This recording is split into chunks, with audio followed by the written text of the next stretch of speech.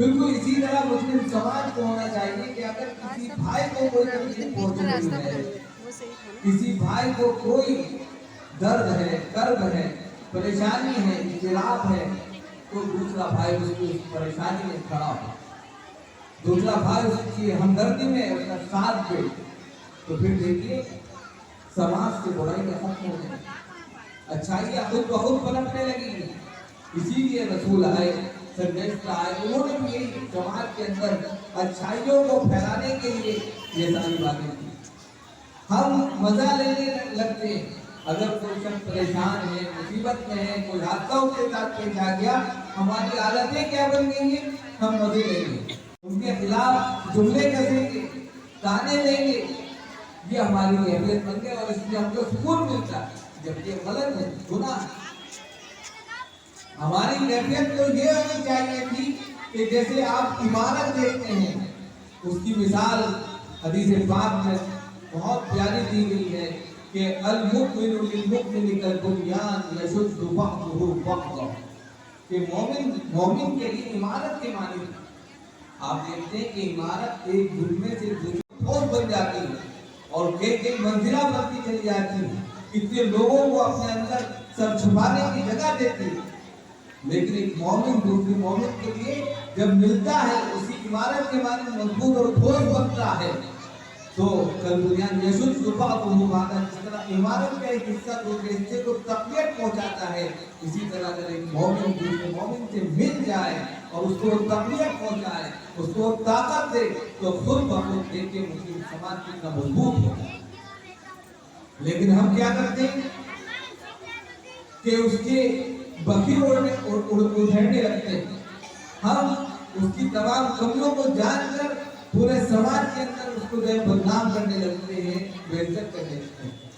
یہ بات اچھی نہیں، بلکہ سب سے زیادہ ضرورت بات یہ ہے کہ اگر کسی کی کوئی برائی آپ کو پتہ چل گئی، کوئی خرابی پتہ چل گئی، تو اس کو من ستر، حدیث میں آتا ہے کہ جس نے کسی دنیا میں کسی کی پردہ پوشی کی، ستر پوشی کی، قیامت کے دن اللہ تعالیٰ کسی کی پوشی کرے گا، پردہ پوشی کرے گا۔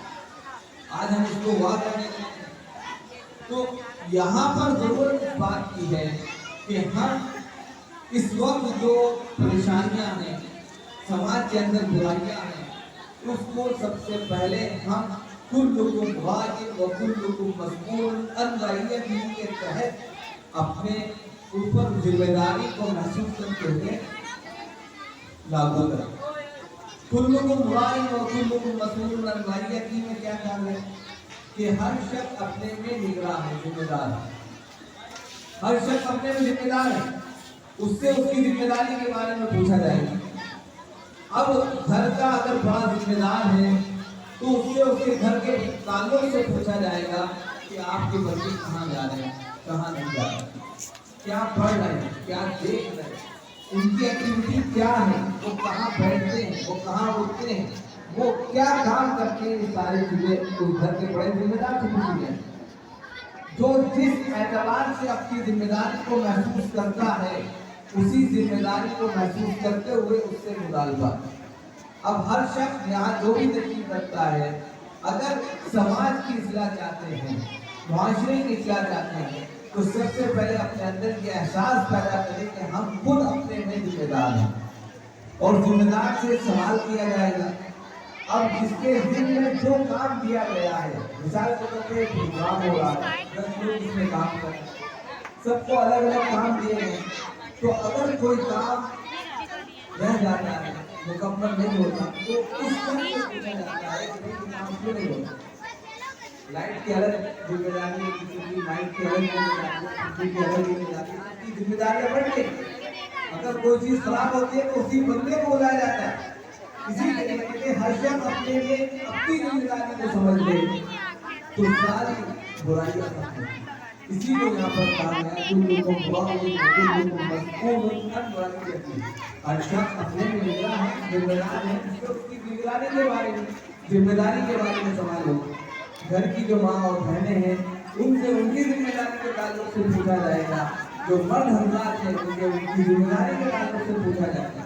اب اگر وہ اپنی اپنی ذمہ داریوں کو سمجھ لیں تو گھروں کی لڑائیاں ختم ہو جائیں۔ آج کے وقت میں ہم دیکھتے ہیں کہ گھروں میں تیزی کے ساتھ جو ہے نفرتیں عداوتیں پھیلتی جاتی ہیں، ایک دوسرے کے خلاف بھائی بھائی لڑ رہے ہیں، ایک دوسرے کے خلاف باتیں ہو رہی ہیں۔ تو اس چیز کو ختم کرنے کے لیے سب سے پہلے اپنے دلوں کو صاف کریں۔ اور دل کیسے صاف ہوں گے؟ تو یاد رکھو حدیث پاک میں کہا گیا ہے کہ کوئی کسی کے اوپر فضیلت نہیں رکھتا، یعنی کہ اللہ کے رسول صلی اللہ علیہ وسلم نے مکہ المکرمہ کے اندر حجۃ الوداع کے موقع پر بہت سے پیغامات لوگوں کے سامنے رکھے اور کہا کہ کالے کو کسی گورے پر، اور کسی گورے کو کسی کالے پر، اور کسی عربی کو کسی اجمی پر، اور کسی اجمی کو کسی عربی پر کوئی فضیلت نہیں ہے۔ سب آدم کی اولاد ہیں اور آدم مٹی سے بنائے گئے تھے، لہذا اگر کوئی فضیلت ہو سکتی ہے تو وہ تقوی کی دنیا۔ اب آپ اس تقوی کو تلاش کیجیے کہ وہ تقوی کیسے آئے، وہ پرہیزگاری کیسے آئے، وہ للہیت کیسے آئے، وہ محمودی کیسے آئے، وہ کیسے آ سکتی ہے، اس چیز کو تلاش کریں۔ اور یہ تبھی تلاش ہو سکتی ہے، کبھی مل سکتی ہے جب دل صاف ہو۔ سب سے پہلے دل صاف کریں، ایک دوسرے سے عداوتیں ختم کریں، اور پھر بہت ہی محبت سے، بہت ہی پیار سے آپ لوگوں کو سمجھائیں کہ بھائی یہ چیز غلط ہے۔ آج ہم دیکھتے ہیں کہ مسلم سوسائٹی میں بہت پیچھے ہے، لیکن فضول خرچی میں بہت آگے چلی۔ آج مثال کے طور پر شادی بیاہ ہوتی ہے تو وہاں کیا دیکھتے ہیں کہ فضول خرچی ہے، بے پردگی ہے، بہت سارے ایسی چیزیں۔ ان تمام چیزوں کو ہمیں صحیح کرنے کی ضرورت ہے، اور جہیز ہے اور تمام ایسی چیزیں جو رسم و رواج کی پرمپراؤں میں انسان پھنستا چلا جا رہا ہے، ان کو فالو کرنا ہے، ان سے ہٹ کر ہم شریعت محمدیہ کی طرف آنے کی کوشش کریں۔ وہاں بالکل سادگی کے ساتھ کام ہوتے ہیں۔ تو وہ تمام چیزیں ہمیں اپنی زندگی میں لانی چاہیے جو جناب محمد رسول اللہ صلی اللہ علیہ وسلم نے کی ہیں۔ جناب محمد رسول اللہ صلی اللہ علیہ وسلم نے زندگی کا نمونہ ہمارے سامنے پیش کیا، کس طریقے سے تجارت کرنی ہے، کس طرح گھروں میں رہنا ہے، اور کس طریقے سے ہمیں اپنی زندگی کو گزارنا ہے۔ لقد کان لکم فی رسول اللہ اسوۃ حسنہ، جنت کے بدلے میں تو ساری دنیا میں کچھ نہیں۔ اب جب کچھ ہے ہی نہیں، آخرت میں جنت ملنی ہے، تو پھر اس دنیا کے اندر ہم کو وہ عمل کرنے ہیں، وہ کام کرنے ہیں جو ہمیں جنت دے۔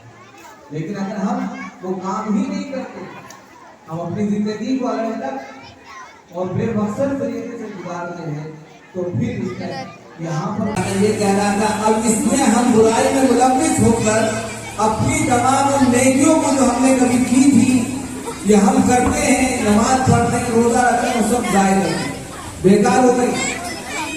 جب وہ نیکیاں بیکار ہو گئی تو اب آپ کے پاس کچھ نیکیاں، یہ دنیا سکوں سے چلتی ہے، کرنسی سے چلتی ہے، لیکن آخرت کی دنیا نیکی سے چلتی ہے۔